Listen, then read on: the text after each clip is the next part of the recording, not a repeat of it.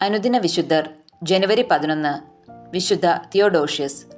AD 423 കപ്പദോക്കിയയിൽ ജീവിച്ചിരുന്ന ഒരു Christian സന്യാസിയാണ് വിശുദ്ധ തിയോഡോഷ്യസ്.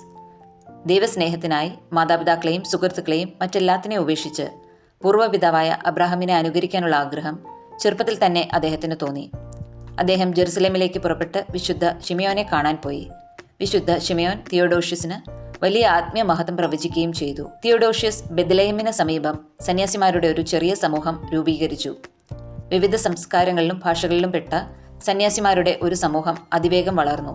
അവിടെ രോഗികൾ, പ്രായമായവർ, മാനസിക വൈകല്യമുള്ളവർ എന്നിവരുടെ പ്രവർത്തനത്തിനുള്ള ഒരു സമൂഹം വളരെ പ്രശസ്തമായി. മരണം വരെ അദ്ദേഹം തന്റെ സമൂഹത്തോടൊപ്പം പ്രാർത്ഥിക്കുകയും നല്ല പ്രവർത്തനങ്ങൾ ചെയ്യുകയും ചെയ്തു. 105 വയസ്സിൽ തിയോഡോഷ്യസ് മരിച്ചു. അദ്ദേഹം ഒരു സന്യാസിയായി താമസിച്ചിരുന്ന ഗുഹയിൽ അടക്കം ചെയ്തു. പിന്നീട് ഇത് തീർത്ഥാടനങ്ങൾക്കും അത്ഭുതങ്ങൾക്കും പേരുകേട്ട സ്ഥലമായി മാറി. നന്ദി.